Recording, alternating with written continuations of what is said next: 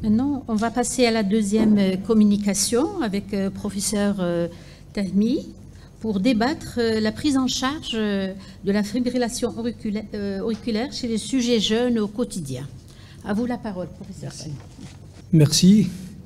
Tout d'abord, mes remerciements au Dr Ben Khaled et à toute l'équipe de l'association. Donc, toujours ravi d'être là. C'est une histoire ancienne qui remonte à une trentaine d'années, du temps où, quand on passait la nuit à Chlef, on passait la nuit chez nos collègues, chez eux, parce que les conditions donc, ne permettaient pas d'être ailleurs.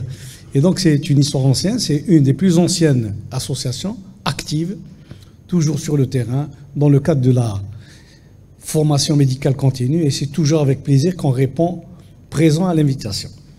Donc, je vais parler de la fibrillation atriale du sujet jeune, qui est quelque chose d'assez rare, tout en sachant que la fibrillation est quelque chose, c'est le trouble du rythme le plus fréquent dans le monde. Par contre, chez les sujets âgés, par contre, il y a une catégorie de sujets touchés par la fibrillation atriale, c'est des sujets jeunes, qui est plus ou moins particulière. Je commence par un cas clinique. Un homme de 37 ans, footballeur amateur, qui pratique 2 à 4 heures d'activité sportive par semaine, qui n'a aucun antécédent, qui ne prend pas de produits dopants ni de compléments alimentaires, et qui a comme antécédents familiaux un père porteur d'un stent depuis l'âge de 54 ans. En mai 2022, il fait une fibrillation paroxystique, au repos à 21 heures, réduite le jour même en milieu hospitalier par de l'amiodarone. Le bilan donc fait juste après la réduction de l'AFA montre un ECG et un échocardiogramme strictement normaux. Une MAPA a été demandée tout à fait normale, bilan biologique normal. Coroscanner, donc un coroscanner a été fait en raison des antécédents familiaux, pas de plaque ni calcification. Et alors il est autorisé à reprendre son activité sportive et on lui conseille de prendre de la flicaïne 100 mg en un seul comprimé en cas de récidive. Donc il reprend normalement son activité physique. Et en octobre 2022, donc il présente une sensation de rythme irrégulier et rapide vers 22 heures. Et comme on lui a conseillé de prendre de la flicaïne, il prend un comprimé de flicaïne. Il se présente le lendemain chez son cardiologue. L'examen était normal, rythme sinusal 62 battements par minute. Sa tension artérielle était normale. À l'issue de la consultation, il demande au médecin s'il peut jouer son match de football habituel prévu le lendemain. Donc, soit on l'autorise, soit on ne l'autorise pas. Et on va essayer de répondre à la question à la fin de la présentation, donc concernant la fibrillation atriale chez le sujet jeune. Comme je viens de le dire, la fibrillation atriale est le trouble du rythme le plus fréquent dans la population adulte. À titre d'exemple, au Royaume-Uni, à peu près 1 200 000 donc, patients. Aux États-Unis, plus de 10 millions de patients et sont prévus vers 2050. Et pratiquement la prévalence de la fibrillation atriale dans la population générale est pratiquement identique dans presque tous les pays. Malheureusement, on n'a pas de statistiques chez nous. Donc cette fibrillation touche principalement les patients âgés, mais porteurs de cardiopathie structurelle. Et dans plus de 10% des cas, elle est retrouvée chez les sujets de plus de 80 ans. La fibrillation atriale va augmenter la morbimortalité cardiovasculaire et, chose à retenir, elle a un moins bon pronostic chez les patients dont le diagnostic a été fait avant l'âge de 30 ans. D'où l'intérêt de connaître cette fibrillation atriale du sujet jeune. Rarement, elle touche le sujet jeune, à peu près 0,05% des patients de moins de 30 ans, et elle est fréquemment associée à une cardiopathie structurelle.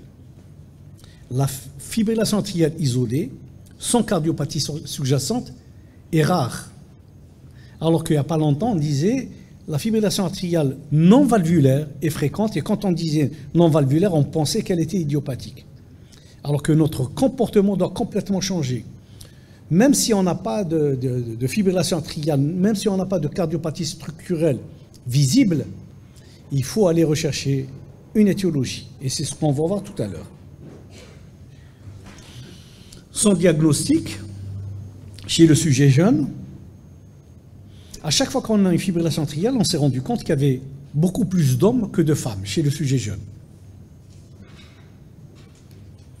Et son caractère paroxystique est la présentation initiale habituelle chez les sujets jeunes, plus de 90%. Elle peut être symptomatique dans 85% des cas, avec des douleurs atypiques et des palpitations, mais parfois, dans 20% des cas à peu près, dans la population globale, et 40% des sujets de plus de 80 ans sont asymptomatiques. Dans la FA isolée chez les sujets jeunes, toujours éliminer une cardiopathie sous-jacente et rechercher des facteurs prédisposants. Pourquoi? Parce que ça peut être le premier signe d'une cardiopathie qu'on n'a pas encore découvert. Quels sont les principaux paramètres connus associés à la fibrillation atriale? Le premier paramètre, le plus important, est l'hypertension artérielle.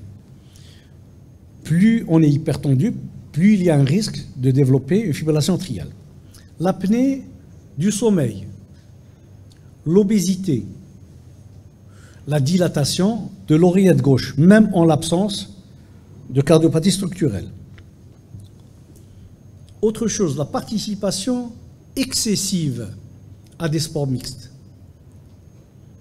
La consommation d'alcool, de boissons énergisantes. Malheureusement, ces boissons énergisantes sont de plus en plus utilisées dans notre société. En plus, il y a plusieurs classes de médicaments et de stimulants qui peuvent favoriser la survenue de fibrillation atriale, même sur des cœurs structurellement sains. Quels sont les principaux paramètres connus associés aussi à la fibrillation atriale? Les antécédents familiaux, dans 5 à 30% des cas. Chez les proches parents d'un porteur de fibrillation, il y a un risque accru de survenue de fibrillation atriale de l'ordre de 40%. Et dans ce cas-là, les tests génétiques ne sont pas contributifs, même s'il y a certaines mutations qui sont assez particulières en association avec la fibrillation atriale. Donc, il faut toujours penser à rechercher une pathologie sous-jacente, même si on n'a absolument rien. Et le premier diagnostic à évoquer, dans le cadre d'une fibrillation atriale d'un sujet jeune, c'est de rechercher un syndrome de Brugada. Dans 9 à 20% des cas, l'arythmie supraventriculaire, particulièrement la fibrillation atriale, est la première manifestation du syndrome de Brugada. Et cette fibrillation donc, peut précéder l'aspect typique du Brugada, qui est une pathologie, qui est une cause certaine, connue, de mort subite chez les sportifs, chez les sujets jeunes. Donc il est extrêmement important, devant une fibrillation atriale qui nous paraît banale, et on va dire elle est idiopathique, d'aller rechercher ce syndrome de Brugada. La deuxième canalopathie, donc la deuxième maladie, cardiopathie électrique, c'est le syndrome de repolarisation précoce. Il y a une association fibrillation atriale et aspect de repolarisation précoce démontrée dans plusieurs études, en particulier chez les sportifs jeunes de moins de 30 ans, mais jamais chez les enfants. Je parle d'études. Nos connaissances sont encore limitées dans le cadre du syndrome de repolarisation précoce. Troisième diagnostic, c'est le syndrome du QT lent congénital. 2 à 3% de fibrillation atriale. Donc il y a des gènes, des mutations génétiques qui augmentent le risque de développer une fibrillation atriale. Le diagnostic est basé sur l'ECG de surface en calculant donc le QT à partir... On a plusieurs formules, mais la formule la plus recommandée, c'est celle de Bazette. Ce n'est pas la meilleure, mais c'est la plus recommandée parce que les études donnent des cut-offs avec cette formule. Donc toujours penser au QT lent congénital, même si la corporation médicale a appris à calculer le QT à cause de l'épidémie, la pandémie de Covid. Parce que certains médicaments augmentaient le QT, etc. On était alarmés par la prescription de certains médicaments. Il faut, chez tous les sujets jeunes, calculer systématiquement le QT. On a la possibilité de le calculer de manière automatique par l'électrocardiogramme de surface. Il faudrait avoir le réflexe de le calculer. Le syndrome du QT court, extrêmement rare, mais c'est une étiologie possible. Toujours rechercher une cardiopathie structurelle. Nous sommes dans un pays où le RA a sévi pendant des années. Il est nettement en recul maintenant. Mais toujours rechercher une cardiopathie rhumatismale, toujours rechercher une cardiopathie congénitale. Ça, c'est facile parce qu'on a l'écho. On a donc les moyens de diagnostic. Par contre, la dysfonction diastolique isolée est un peu difficile. Et 20% des fibrillations atriales peuvent apparaître dans les cardiomyopathies hypertrophiques débutantes.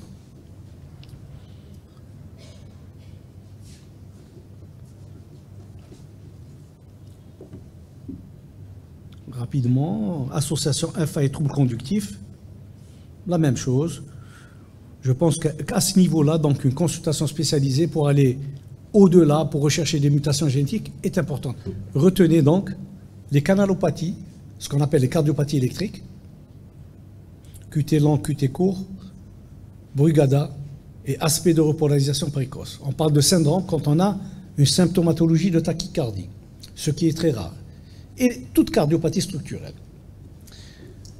Autre diagnostic à retenir, à avoir, quelqu'un qui a fait une fibrillation et qui se plaint de tachycardie supraventriculaire. Eh bien, cette association n'est pas fortuite. Il faut aller rechercher une voie accessoire. Il faut aller rechercher donc une autre anomalie, ce qu'on appelle des tachycardies par réentrée intranodale, et l'association est fréquente. Je suis obligé de parler d'activité sportive, puisqu'aujourd'hui, on recommande à tout le monde de faire du sport. Et tout à l'heure, j'étais agréablement surpris de voir que chez la femme enceinte, on recommande une activité sportive. Moi, je vais plus loin. Hein. Pas une activité modérée. Une activité de moyenne intensité et parfois même intense. Les choses ont changé. On avait peur du maximum qu'on pouvait proposer à la femme enceinte, aux gens qui ont été opérés du cœur, aux gens qui ont fait un infarctus du myocarde, aux gens qui sont en insuffisance cardiaque, à toutes les cardiopathies. On avait peur aussi de réagir avec les gens qui ont un cancer, qui sont sous chimiothérapie, aux insuffisants rénaux, qui sont sous dialyse. Eh bien, toutes les recommandations aujourd'hui préconisent une activité de moyenne intensité à intense. Donc, notre réflexe de dire marcher, la marche, blemzitna. La marche, c'est comme si on disait à quelqu'un respirez, il respire, blemzitna. Donc, si on veut avoir des résultats probants, il faut aller au moins, c'est ce que disent les recommandations, et toutes les recommandations sont d'accord sur ça. Et ce sont des recommandations de classe 1, c'est-à-dire qu'on est obligé de le faire. C'est comme pour le diabétique. Si vous avez une recommandation de classe 1 concernant une thérapeutique, par exemple l'insuline, vous êtes dans l'obligation de la prescrire. Vous n'avez pas le droit de réfléchir. Et donc cette activité physique est importante. D'autant plus qu'on a dit tout à l'heure, l'activité sportive excessive peut entraîner fibrillation atriale. Donc il y a une contradiction. On va essayer de voir cette contradiction. Ce qu'on sait aujourd'hui, on sait que la fibrillation atriale, comme d'autres formes de maladies cardiovasculaires, cette fibrillation est positivement influencée par l'activité physique et sportive. Plus on fait de l'activité sportive, plus on réduit le risque de survenue de fibrillation atriale. Et donc ce risque va diminuer de 30 à 40%. Et ceci, quel que soit l'âge. Aussi bien chez le jeune que le sujet moins jeune.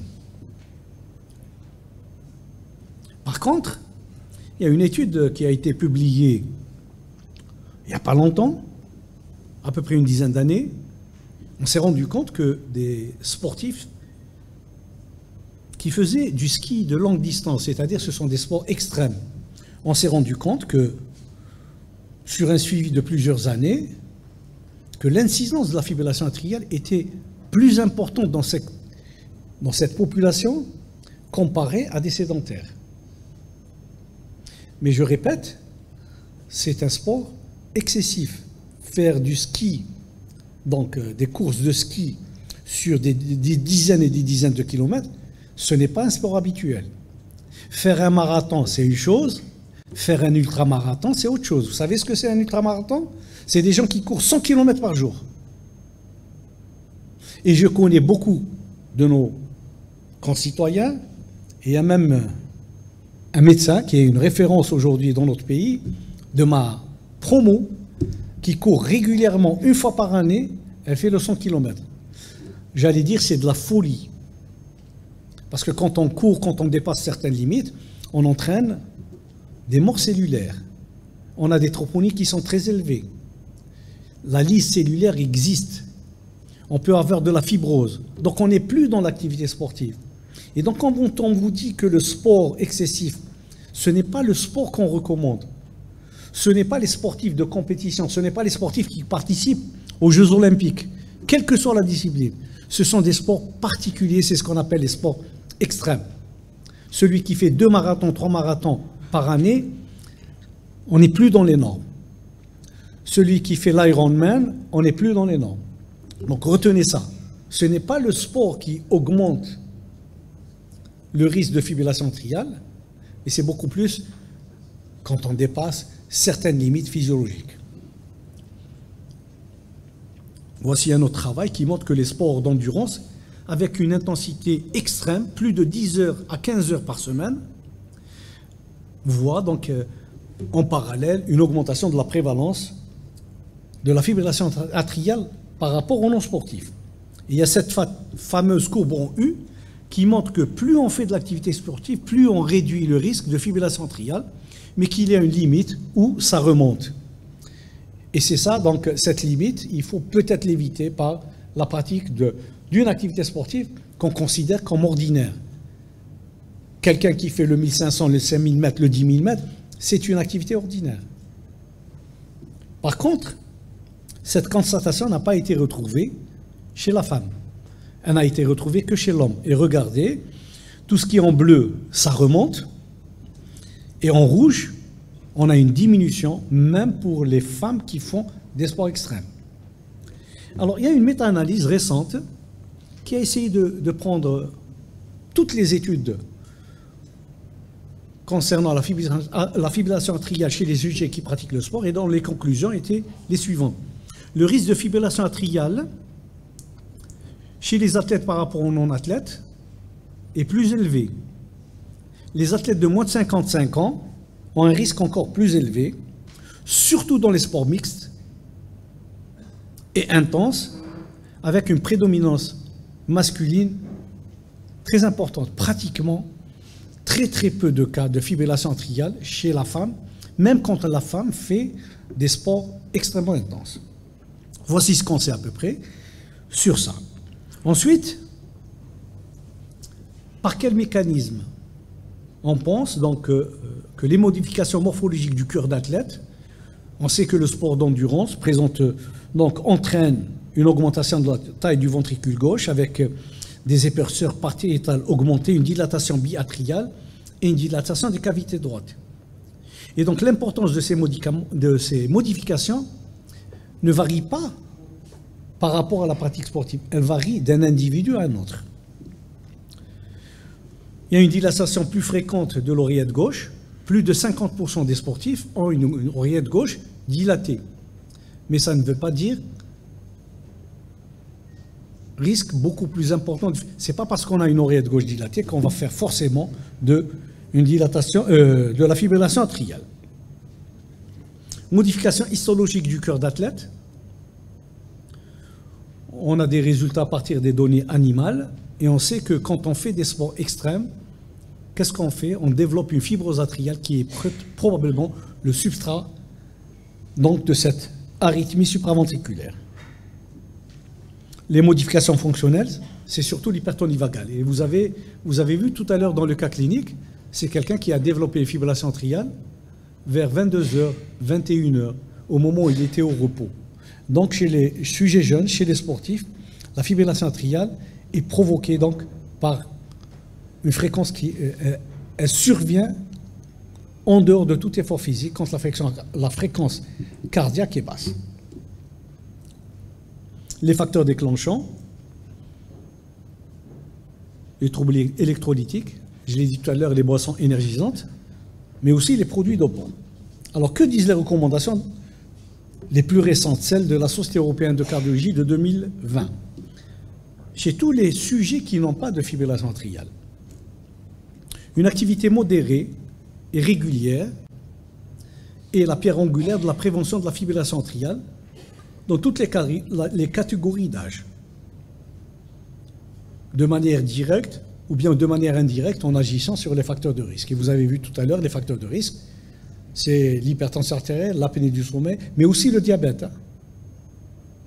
Donc on parlait de la fibrillation chez les sujets en bonne santé apparente.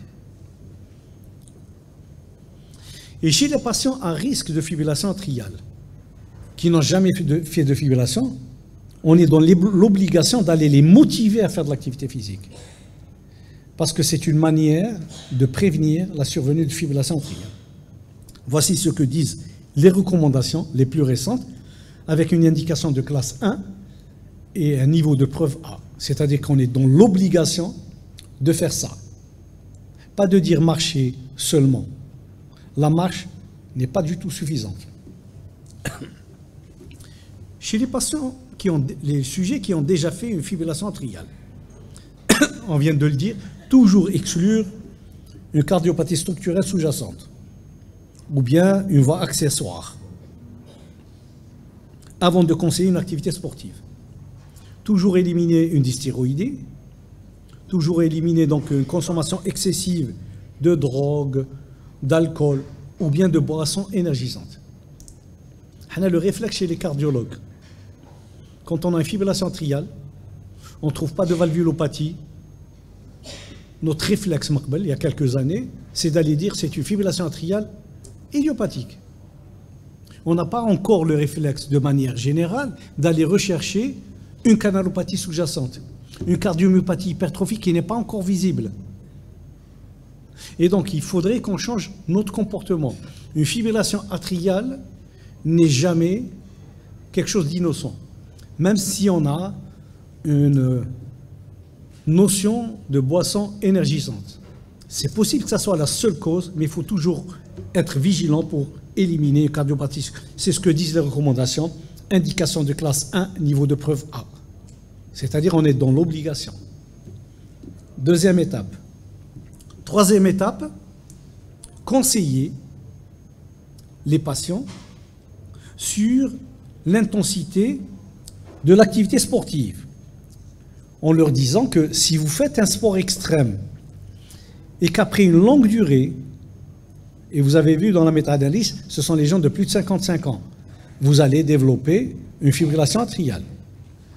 Et ce sont surtout les sujets qui arrivent au sport tardivement, qui deviennent accros à l'activité sportive et qui vont faire des activités intenses, et c'est un engrenage. Et vous avez beaucoup de marathoniens à partir de 50-60 ans.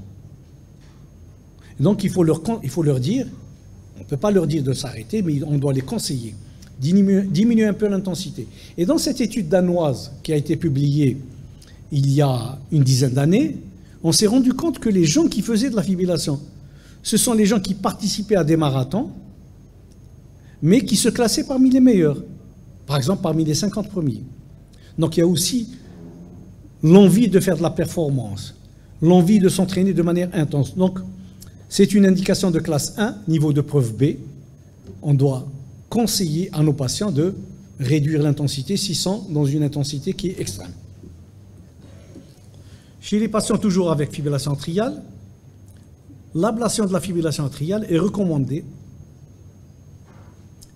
quand il y a une fibrillation atriale symptomatique, récidivante, et chez ceux qui ne refusent un traitement médical. C'est une indication de classe 1B. Aujourd'hui, nous avons la possibilité donc, de traiter par des mesures ablatives. Malheureusement, nous n'avons pas suffisamment de centres pour le faire. Autant donc choisir nos indications.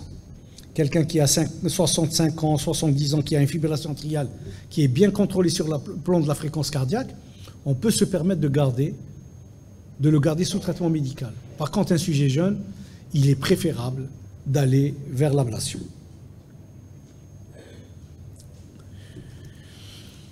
Ensuite, chez quelqu'un qui a une fibrillation atriale, il faut toujours aller vérifier sa fréquence ventriculaire à l'effort.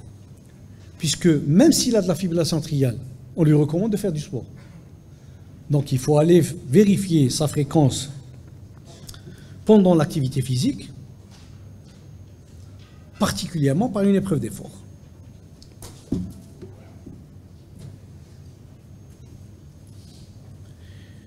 Par contre, il y a une catégorie de personnes chez laquelle on n'a pas proposé d'ablation. Et donc là, la participation aux activités sportives sans traitement antiarythmique doit être envisagée chez toute personne qui n'a pas de cardiopathie structurelle et chez qui la fibrillation atriale est bien tolérée. C'était l'exemple de notre cas clinique. On n'a pas donné de traitement antiarythmique. Et je vais vous dire pourquoi on ne doit pas donner de traitement antiarythmique. Nam ? Ah oui, très bien, rapidement. Et à ce moment-là, qu'est-ce qu'on fait? On lui propose donc de continuer son activité sportive avec certaines conditions. Donc, elle dit c'est l'ablation de l'isthme cavo-tricuspide qui doit être faite. Elle doit être faite. La même chose, donc, de manière aussi bien dans la FA que dans le fléau atrial. Ce qu'il ne faut jamais faire, c'est de donner des médicaments antiarythmiques de classe 1 aux monothérapie, sans contrôle adéquat de la fréquence ventriculaire. Et après une prise d'un comprimé de flécaïne, on ne doit pas faire d'activité dans les 48 à 72 heures. Les sports de contact sont contre-indiqués si le patient est sous anticoagulant, s'il y a indication aux anticoagulants. Ça concerne plus les sujets âgés. Et rapidement, revenons à notre cas clinique, et j'espère terminer en 1 minute. En l'absence de cardiopathie sous-jacente, l'apparition de fibrillation atriale au repos est en faveur d'une composante vagale et répond bien à la réduction par flécaïne.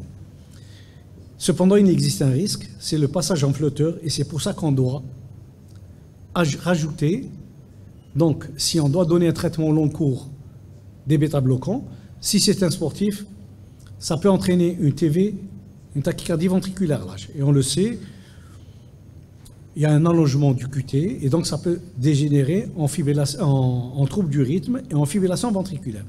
Qu'est-ce qu'il faut faire? Il faut, si on a utilisé donc, ce qu'on appelle de pill in the pocket, on donne donc de la flécaïne à un sportif, dans la poche. S'il fait une fibrillation atriale, il prend son comprimé, mais il doit s'arrêter pendant au moins 48 à 72 heures. L'idéal chez les sujets jeunes, l'idéal chez les sportifs, c'est d'aller vers l'ablation. En conclusion, les hypothèses sont multiples concernant les mécanismes sous-jacents. Toujours rechercher une cause ou des facteurs favorisants. La fibrillation atriale est associée à un courbon U de l'activité sportive avec une diminution de risque avec des volumes modérés, risque accru avec des volumes élevés. Et le contrôle de rythme chez le sujet jeune est préféré au contrôle de fréquence. La pratique sportive, toujours se référer aux recommandations de la Société européenne de cardiologie de 2020 qui sont les plus fréquents. Et je vous remercie de votre attention.